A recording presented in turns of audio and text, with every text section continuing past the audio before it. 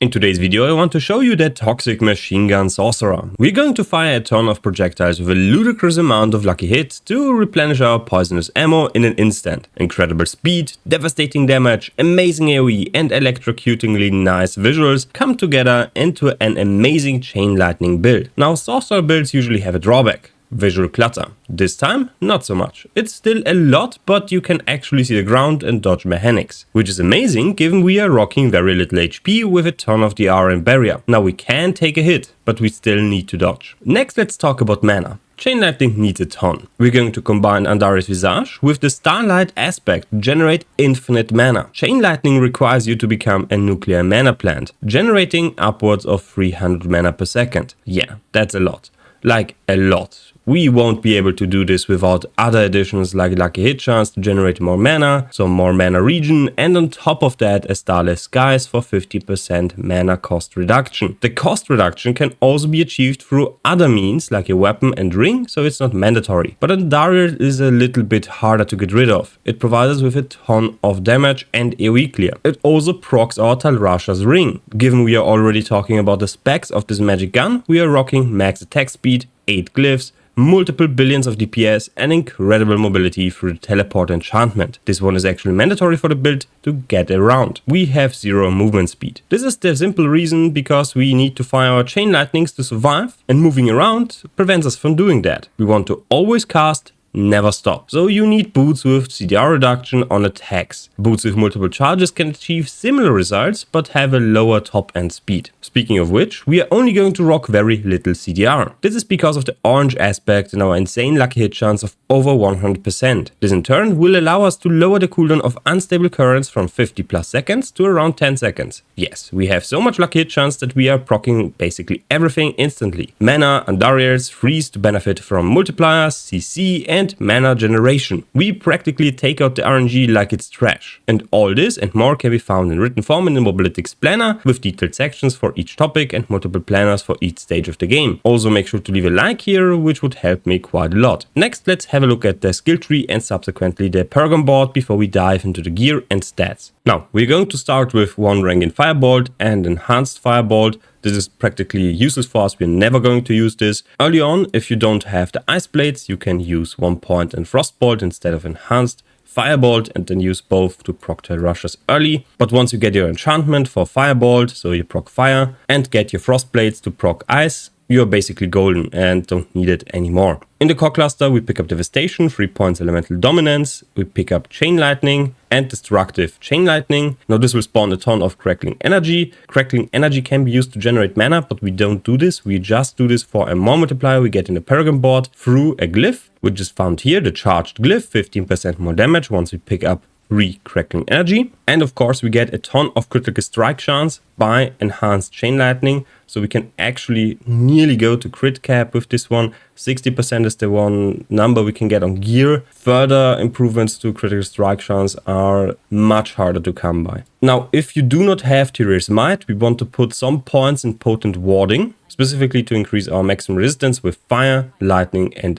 ice damage. For this, take out the points in Precision Magic, because you're most likely also not going to rock an Andariels, and put them into Potent Warding. This will offset most of the properties of a Tyraels Might, at least for the early game, so you're still tanky. Next, we pick up Teleport with Shimmering Teleport. Teleporting around with the enhancement on our dodge will also proc this one for 30% DR, basically permanently. Then we pick up Glass Cannon. Glass Cannon provides us with a more damage taken more multiplier. Well, actually this one is not that important to us because we rock so much DR that we offset this penalty very neatly. So you get basically 50% more damage through all the ranks we can get through the amulet, and this will be a top tier choice for your damage improvement. Then we pick up Ice Armor, max this one out. We're going to pick up Shimmering Ice to lower the cooldown by 1 per 50 mana spent while Ice Armor is active. So if this one ever falls off, you're not going to reset the cooldown. So you need to teleport out of danger and have this Ice Armor on you at all times because of the Storm Swell aspect you have on your weapon. This one provides you with 60% more damage. Additionally, if you equip a Soul Brand instead of a Tyraels Might, you get a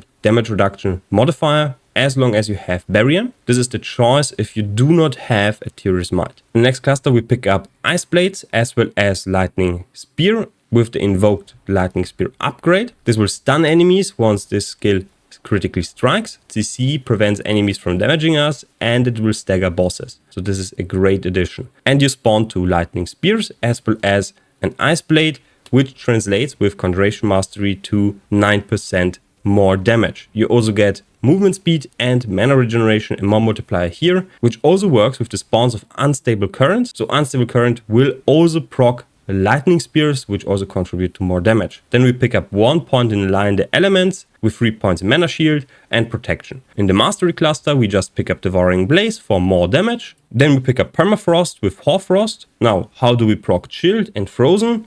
Ice Blades doesn't have that, so we need to find another way. On our boot specifically, we want the lucky hit chance to freeze enemies. Frozen enemies count as both chilled and frozen, so Hoarfrost's 9% multiplier and 18% more multiplier both apply, meaning this one is a ton of damage for us, especially with the crowd controlled glyph, which we also pick up. Then we pick up Cursing Currents and Electrocution with 18% less damage taken after critically striking an enemy, and we pick up Unstable Currents with Prime Unstable Currents for 25% uncapped attack speed. On this character, I am nearly attack speed capped.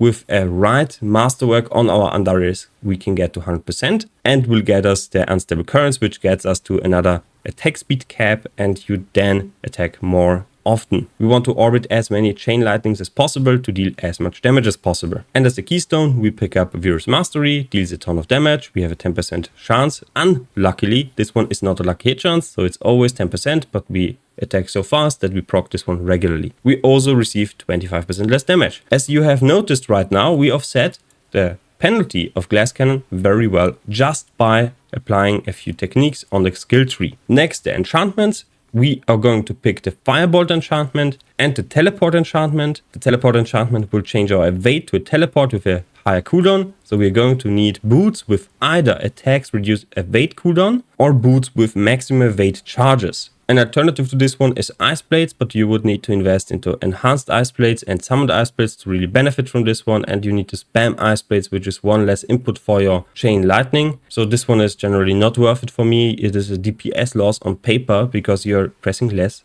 Chain Lightnings, even if you're going to buff it with Conjuration Mastery. So next up, the Paragon board. But because I really like to talk about the Paragon board, I'm going to go full screen. Now the Paragon board has a few optimization to cap your armor and to provide you with as many more multipliers as possible. We are rocking 8 glyphs, namely Control, Destruction, Elementalist, Exploit, Flame Feeder, Unleash, Charged, and Tactician. In the starter board, we want to pick up Exploit. We only pick up the requirements for the dexterity. Don't overcap this one. We need the points elsewhere. There is also a few points of maximum life here, here, and here. We don't want to pick those because we want to have as little life as possible while still surviving to proc the Starlight aspect, because this one is based on our maximum life. So we need to generate 20% of our maximum life to generate the mana. And since we are leeching from Andariels, we generate a fixed amount of health per hit and not a percentage. This means we generate more mana the less health we have. So we path up to the next board, which is the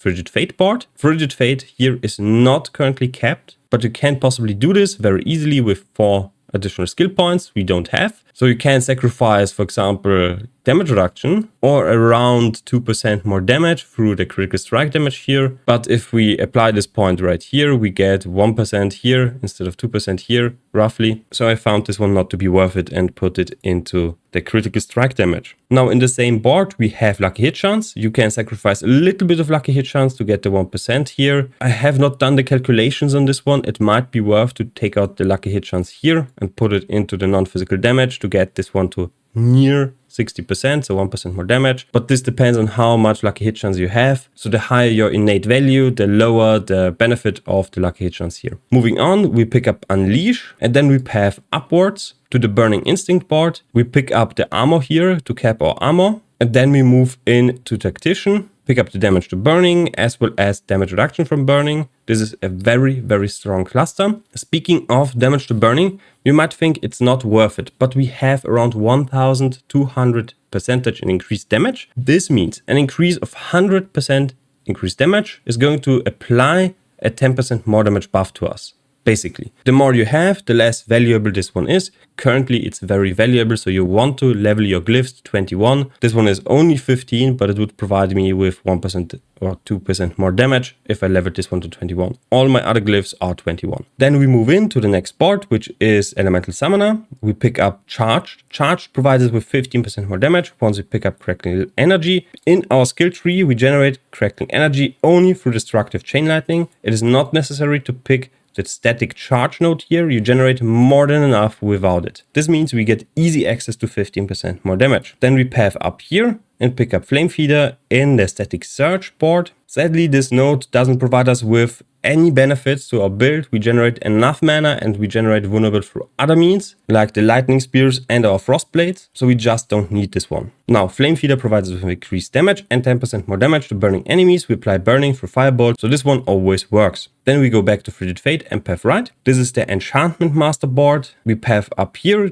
grab the Elementalist node, path down here, grab the Elementalist glyph, provides us with 15% more damage, non-physical damage, and allows us to path up here to grab more non-physical damage. Then we path south, grab the Keystone Conduit board, but we don't grab the Keystone, it's too far away. We pick up the Destruction glyph here. Now for Destruction, it provides us with a ton of damage in those nodes here. That's around 2.3% more damage just by the critical strike damage we apply here. This is given if we have 100% critical strike chance. If we only look at this one through 60% critical strike chance, this is less effective. So it's only 1.6% more damage, but it's still better than the 1% we would get through the non-physical damage. So we really want to have this one instead of this one and cap out the Frigid Fate. And lastly, we pick up the Searing Heat board and pick up the 8th glyph with control. We apply a ton of CC, so we basically always attack crowd-controlled enemies, and because of our boot slot, we are going to apply Frozen all the time to enemies, so this one applies 20% more damage. Especially for bosses that are staggered, this one is a huge benefit to our damage. I've seen boards omit this, but it's very easy to pick up this glyph, and there is not much else we can pick. We could get 3% more damage here with vulnerable damage reduction and a little bit more life, but the more damage multiplier here is massive, especially since we get nearly 100% damage to crowd controlled. So this one is more towards 27%, 26% more damage. Next, let's have a look at the gear. For the head slot, specifically, we want to have Andariel on this build, provides us with a ton of poison damage. I'm talking about 90 to 100 or even more damage per tick, million damage per tick. Very, very strong. It's one of the best items on this character. The life on hit also enables us the Starlight aspect, which provides us with a ton of primary resource generation. It is absolutely necessary to generate the primary resource for this in some capacity. So I'm very unsure if this build is going to work without Andariel's Visage. I have not managed to make it work at all. It might be possible with a helmet like this with intelligence, mana per second as a greater affix and cooldown reduction. Then slot in this one so you have mana per second on this. Then you have mana per second on your boots and potentially a lucky hit chance to generate primary resource also on your amulet to circumvent the Starlight aspect. I have tried it, and it needed a ton of gear, so Andariel's I think is a must for this build. If you do not have Andariel's, you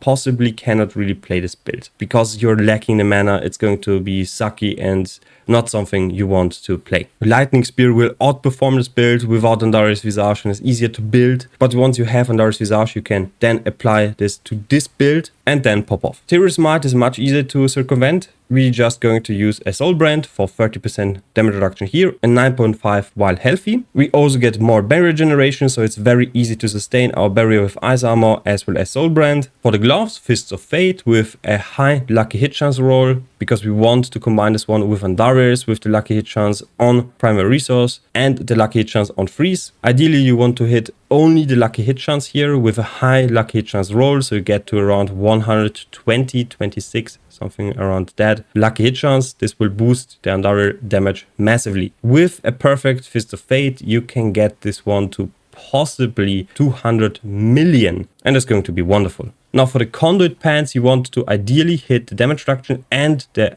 Chain Lightning, but I tried to spread this one a little bit thinner because I had a staff like this, hit it 2 times, have 52% chance to double cast Chain Lightning, and with the combination of 1 hit on the chance to cast projectiles twice with the Chain Lightning, you get to 100%, but you need a greater affix. We have very little ranks to chain lightning, so we want to maximize the chain lightning here. Prioritize a greater affix on chain lightning on this one. You can get chain lightning this way to around +9, +10. This is going to be a massive boost to your damage. You can get chain lightning with this one to +8, possibly +9. This is a massive boost to your damage. The chance to cast chain lightning twice should never go above 100%. It doesn't benefit you at all. And the resource generation maximum. Now, the maximum I think doesn't apply, right? Because I'm currently sitting at 100 mana. And if I take this one off, I'm still at 100 mana. It doesn't apply this one. It only applies to resource generation here. So I think the pants are buggy or not working as intended or worded weirdly. The resource generation, however, works. So this one is applicable to your build, to your performance. So a very, very nice way to get this one pumping with a greater affix on this. Then boots, you want a greater affix to mana regen on this one, intelligence and armor. A max roll is necessary to cap your armor at 10 masterwork. So you need to masterwork those until you are finished. An alternative to this one is the Elixir of Iron Barbs. Once you're capped, you're going to use the Elixir of Precision, but before that, Iron Barbs is going to cap your armor. You want to have the lucky hit chance to freeze enemies on this one, and the cooldown evade reduction, very important with the Orange Herald aspect. The Orange Herald aspect with the lucky hit chance we currently have here and the high lucky hit chance, base lucky hit chance on Chain Lightning, we are going to proc this one constantly and reset the cooldown of Unstable Currents very, very easily. Alternative boots for this one are maximum evade charges. Those boots are in my inventory because if I run around in town, I want to have the higher movement speed. Otherwise, I am a snail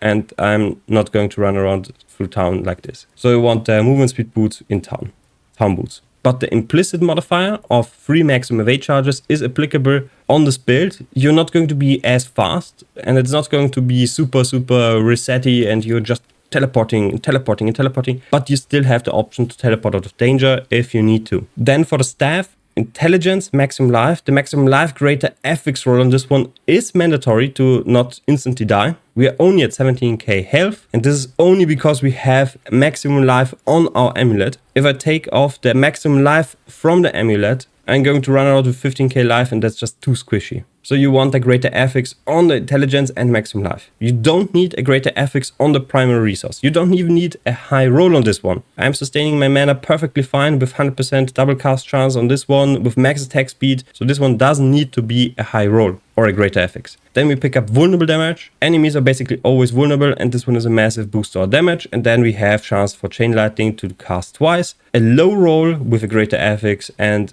well, a masterwork on the Chain Lightning, double cast chance on the pants, and this one is enough. Ideally, you don't want this. You want just a greater affix on this one. And then a max roll of chance for Chain Lightning projectiles to cast twice on this one. This gives you 68.3%. And with 12 masterworks, without the additional boost, you're capped. You're capped at 100%. And it's the maximum benefit you can get from this one. So again, you want Chain Lightning ranks to be masterworked in this one. You want 2 masterworks on Chain Lightning, projectiles to cast twice on this one. And the last one is either maximum life if you prefer to be a little bit more tanky, or ideally the intelligence. We are running around with 1500 intelligence with 2 topaz gems. I prefer to have 3 maximum life gems here to get a little bit more health. Otherwise I'm going to be stuck with 1500 life less without 1 single gem. So that's around 5000 life here. Yeah, 11k life is not going to work. For the gems, vulnerable damage. Then we have our amulet. The Starlight aspect regenerates our primary resource based on the percentage life we regenerate and heal. This one is a flat attack, so we want our health pool to be as low as possible,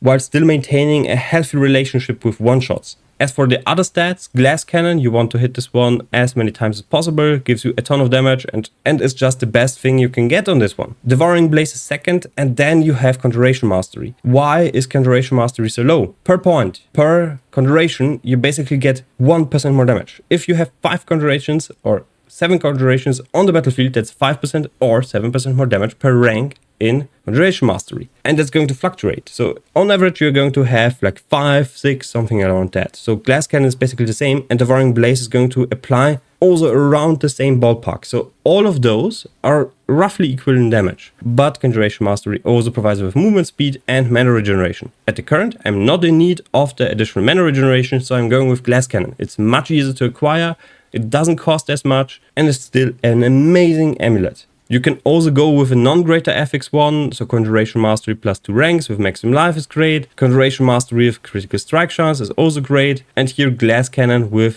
damage percentage or maximum resource is okay. You can roll this one a little bit better, but this one is an amulet I wouldn't buy because it's one wasted stat on this one. So it's Glass Cannon plus 1 that you can roll, but the other stat is wasted. So this one is basically not good for your build.